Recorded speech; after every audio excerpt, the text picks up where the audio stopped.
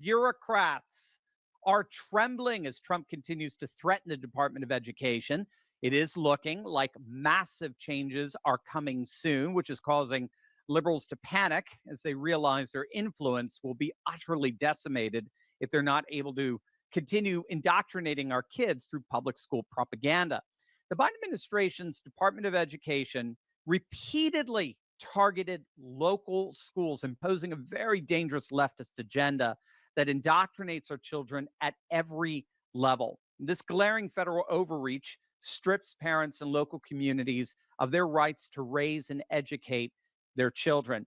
You know, before Inauguration Day, reports were that these bureaucratic strongholds were seeking tighter controls and more funding, all while our youth suffered from declining educational standards. And obviously, we have to ask, who on earth was behind this educational travesty? Well, I'm sure it won't surprise you. A coalition of reckless, rabid liberal ideologues, along with power hungry secular bureaucrats, orchestrated this assault on our children's education.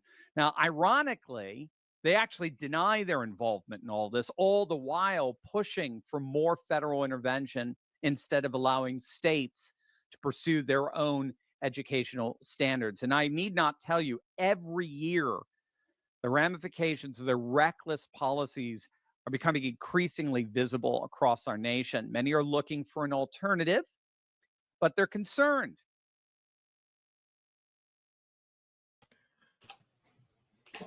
All right. All Good right. morning. Good morning. Good morning. Good old Steve Turley. Yeah, I wanted to start the video with that. That's a good little quick summary of what's happening. So see these Patriots come in. Good morning, everyone. Everybody's here. Looks like everybody's right. anybody. So the word to start today's video is bureaucracy. So Joel, in your view, what does that word mean, bureaucracy? Before I go, you have to spell bureaucracy, Ben. I want to see what kind of education you got. Okay, here we go. All right. B-U-R? Yeah, I think there's an E in there somewhere. I'm not sure. But anyways, so but see, now you were educated after the Department of Education came in. I was educated before, which the only thing that says is I'm a lot older than you. So that's true. But no, but that is, I mean, really, that's one of the points I always make. The Department of Education came to be in probably the last year of my high school experience. So 1970, it was I graduated. Jimmy Carter, right?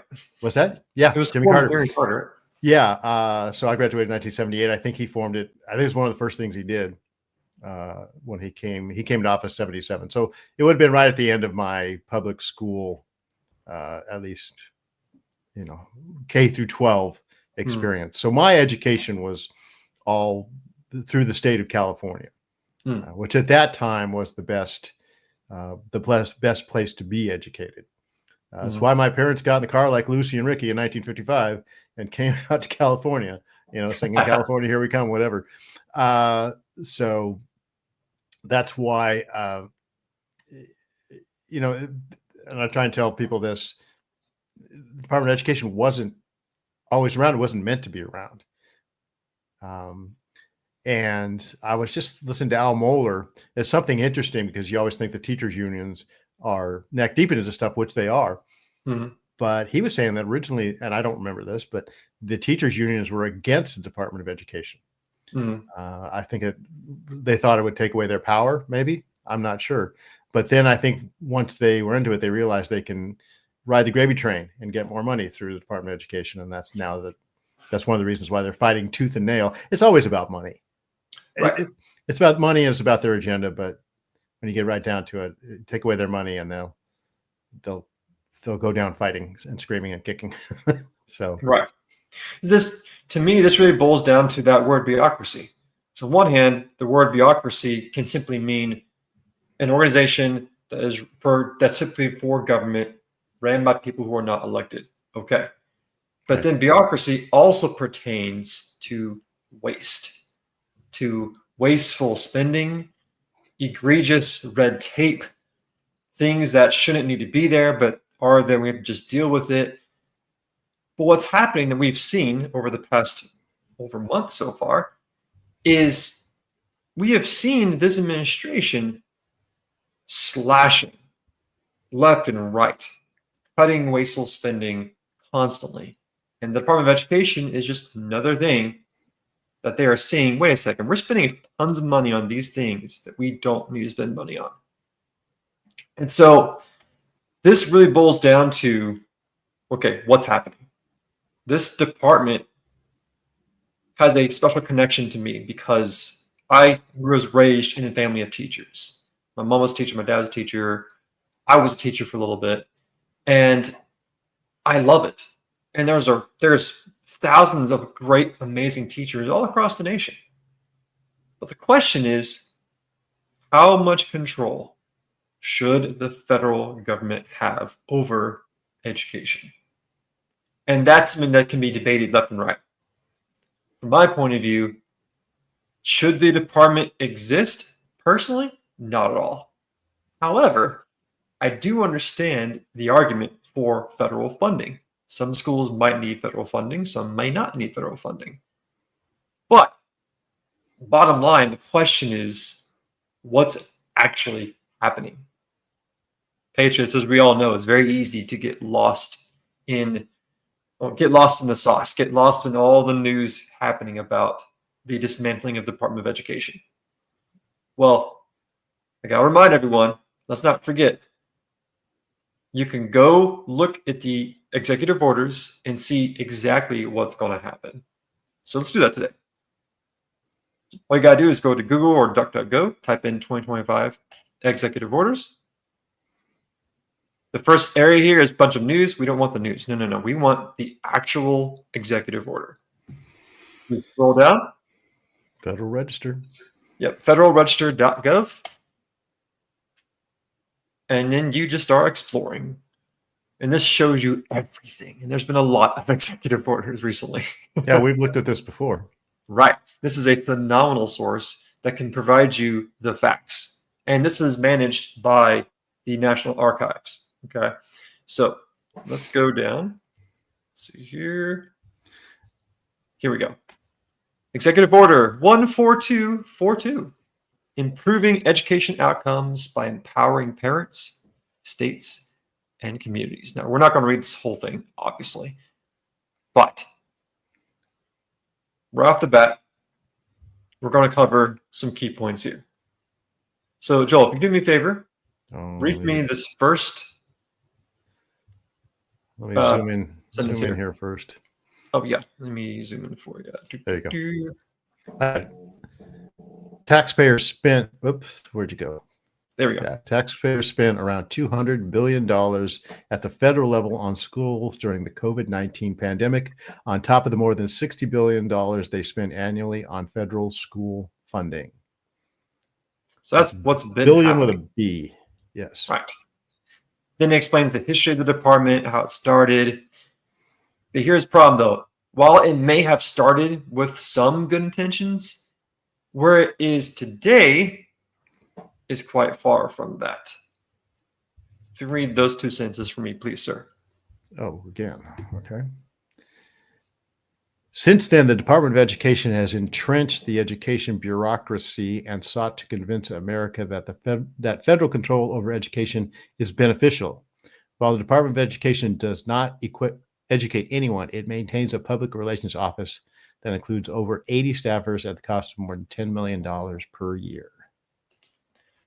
So right off the bat, the fact that there is an office in D.C. manned by 80 people who aren't teaching anybody, right, costs $10 million a year to maintain. Yeah. Oh, well, there you go. There's that first part there. So I just want to interject something here. Robin is showing off. She's spelling bureaucracy and bureaucrat all over the place. So Ooh, good. nice. Bureaucracy is like democracy. I just want to throw that in because I've seen a couple. Good. So a well-educated audience is, or whatever So this next is, chat, whatever. The next paragraph focuses on the fact that our overall testing scores across the nation are at historical lows. Here's where it gets juicy. Check this out.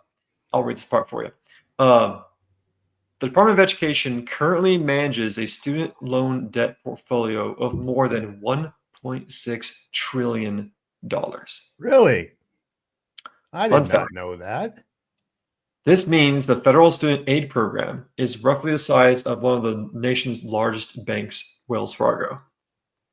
But although Wells Fargo has more than 200,000 employees, the Department of Education has fewer than 1,500 in its Office of Federal Student Aid. The Department of Education is not a bank. It must return bank functions to an entity equipped to serve America's students.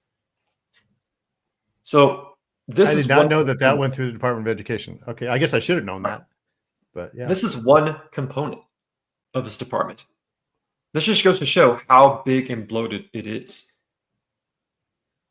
Just the federal student aid alone, that's $1.6 trillion. well, you know, and that's got to be the biggest part. I imagine that's the biggest part of it. Maybe it's not, but and again, that's why the big push for higher education for the past 50, 60 years.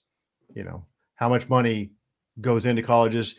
This $1.6 trillion that they make available to colleges, all that does is just increase the cost of higher education. So, yeah, so the Department of Education has essentially ruined K through 12 education. Here's the thing. Directly with its hands. Like I said, right. It doesn't teach anyone, but it definitely influences. The teachers' unions are neck deep in it. But this student debt, and this was something people rarely talk about, student loans have ruined higher education in a lot of ways, because the government makes this money available to these colleges, and the colleges that's not going to make the colleges give you a better deal. It's just a gravy train for the colleges too. No, you know, and they always talk about Harvard has how many $1 billion endowment, and yet it still takes billions of dollars in student loan, money. So, right.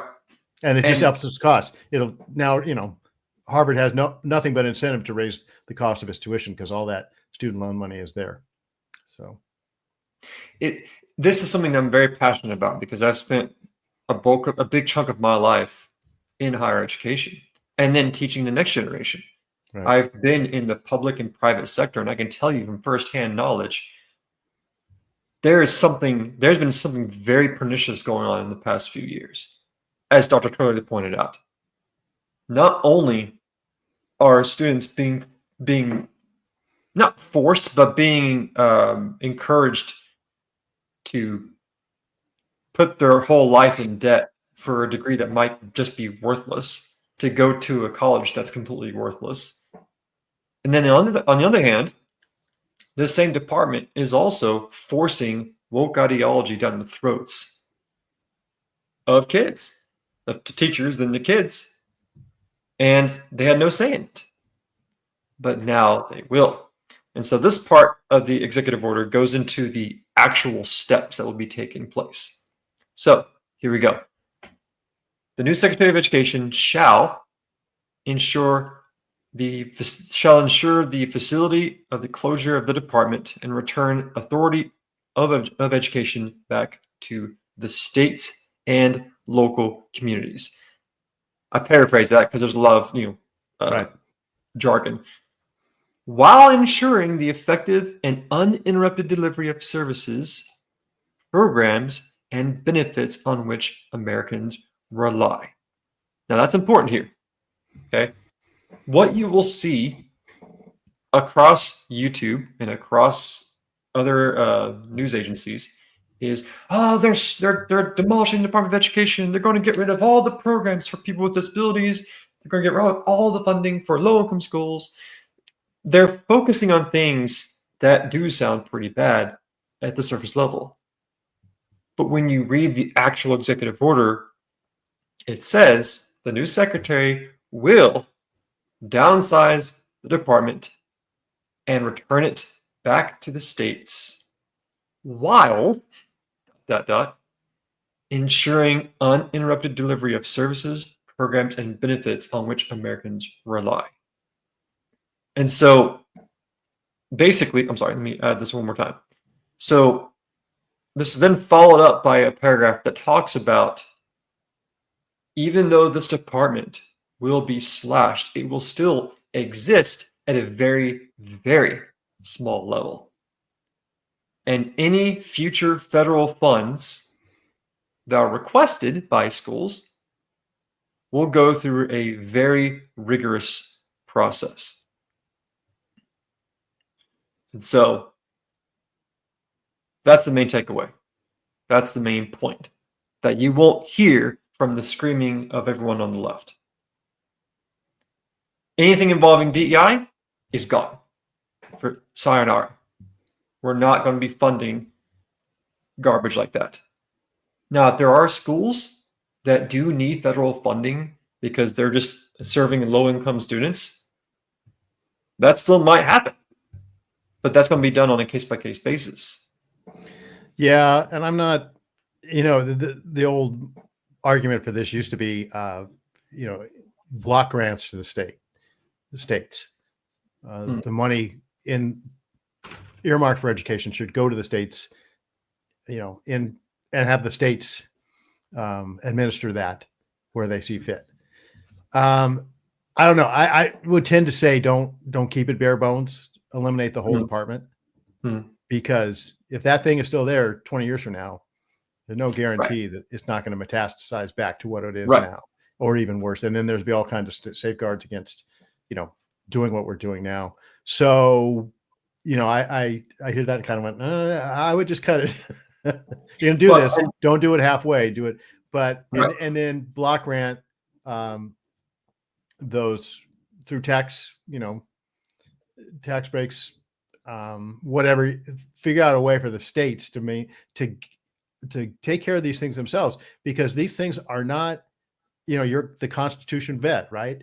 The Constitution. This is not, education was never called out as part of the federal government's responsibility, and any responsibility that's not the federal government's goes to the states.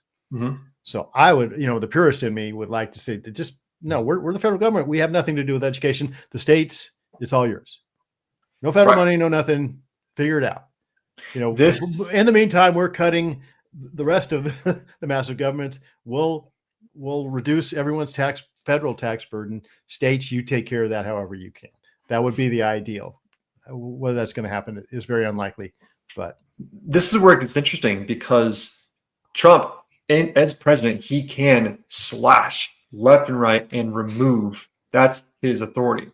When it comes to abolishing a department, I believe that's a responsibility of Congress, but I don't know. I think that's a responsibility. I think it's on Congress to do. But until that happens, until it's actually abolished, the way I'm interpreting this executive order is, until it actually gets abolished, let's get rid of as much as possible. Right. Because we still have a Secretary of Education. Like, she's there, and she was hired by Trump to be that. But then again, to me, that gives Congress a pass. Oh, we don't have to do anything. We don't have to do anything unpopular like that, or actually that actually would have the effect. Trump is cutting it, so we'll just, again, any opportunity for them to kick the can down the road, they'll take.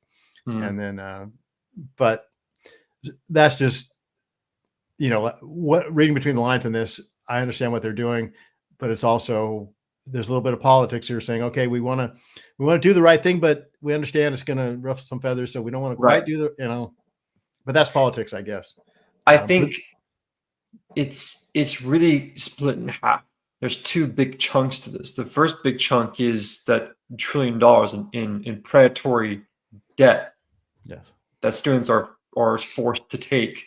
But then there's also the woke ideology being forced down kids' throats. Right.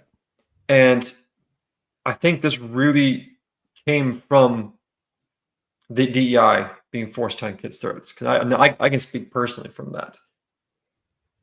I taught at a private school. But the same token, a lot of my friends were public school teachers. I'm your friend, and I was one of them too. I was a public school teacher for 12 years, 15 years, something like that. It's just, it gets to the point where you as a teacher want to have freedom to teach the way is best for your kids.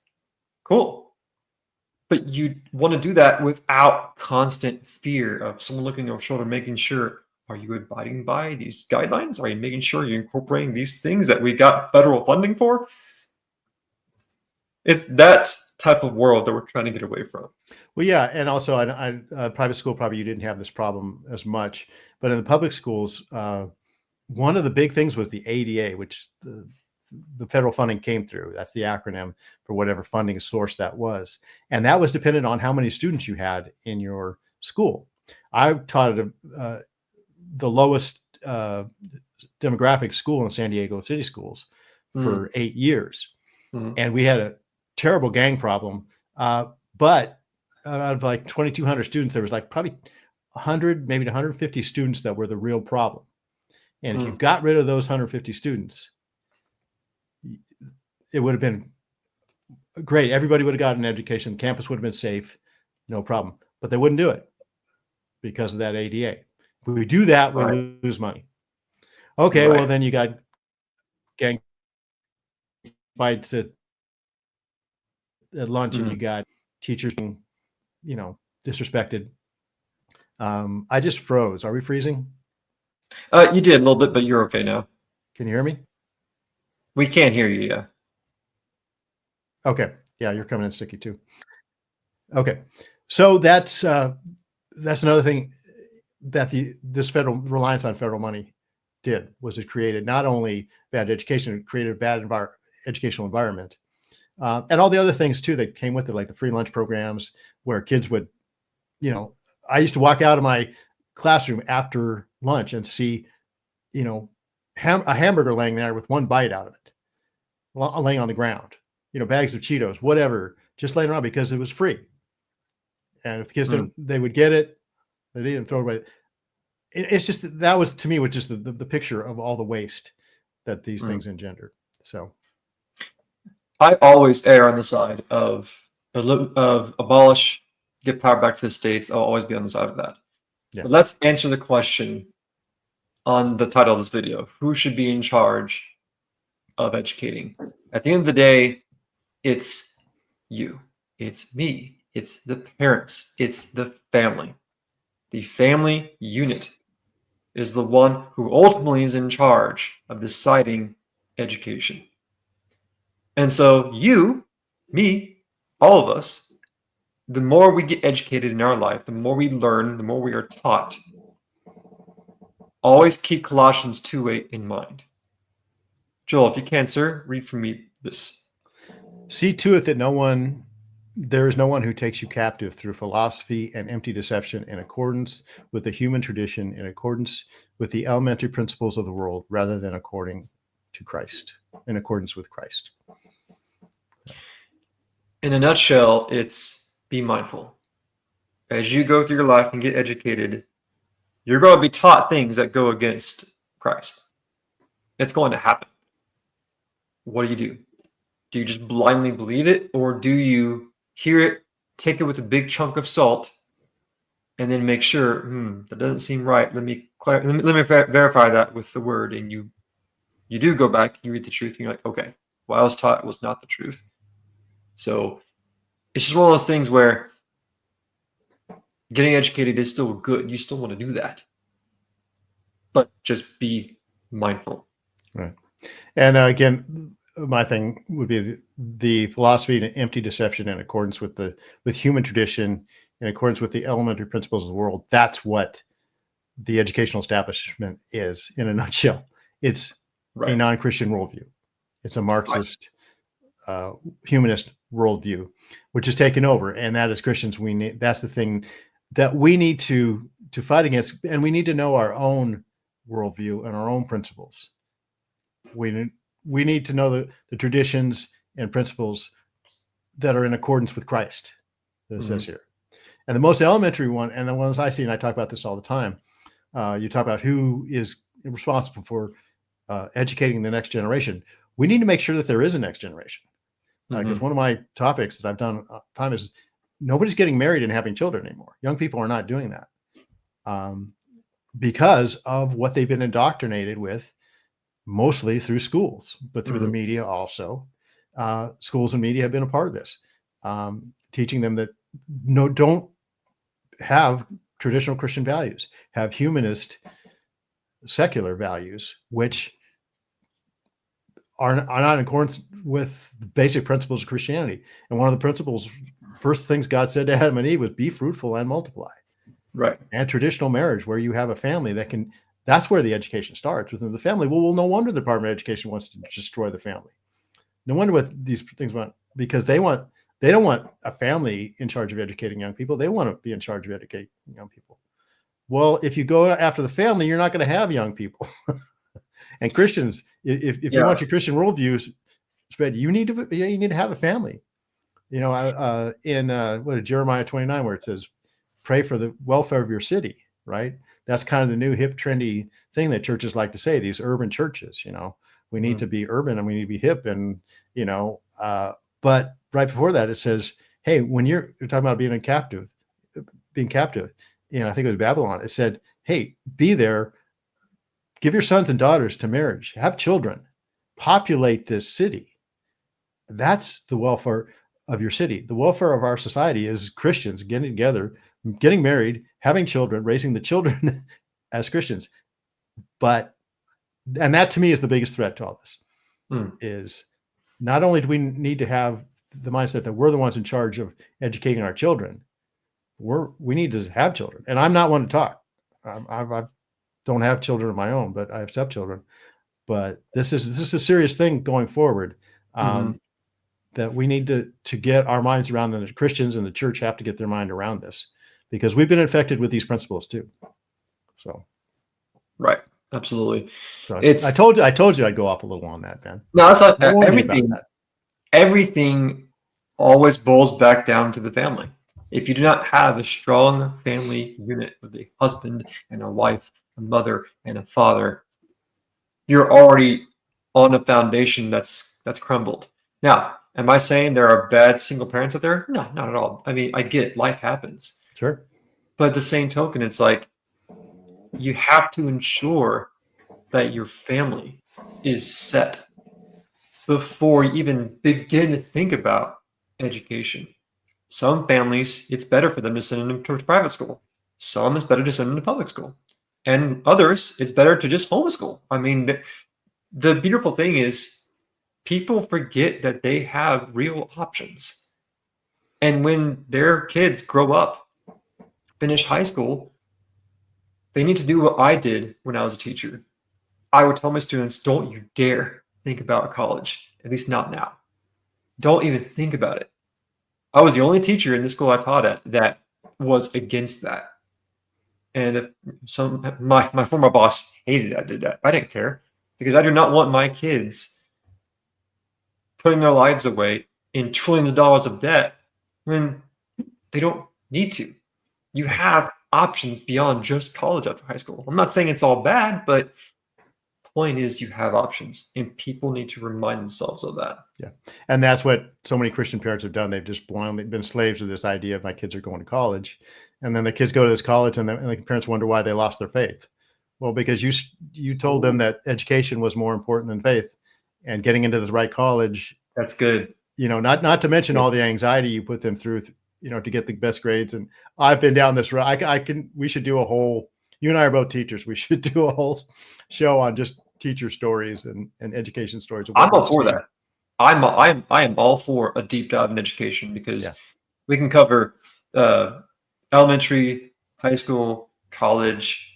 Speaking from experience more recently, going through college, like I've learned so much, the good, the bad, the ugly about higher education, how so much of it is a scam. It's an absolute scam.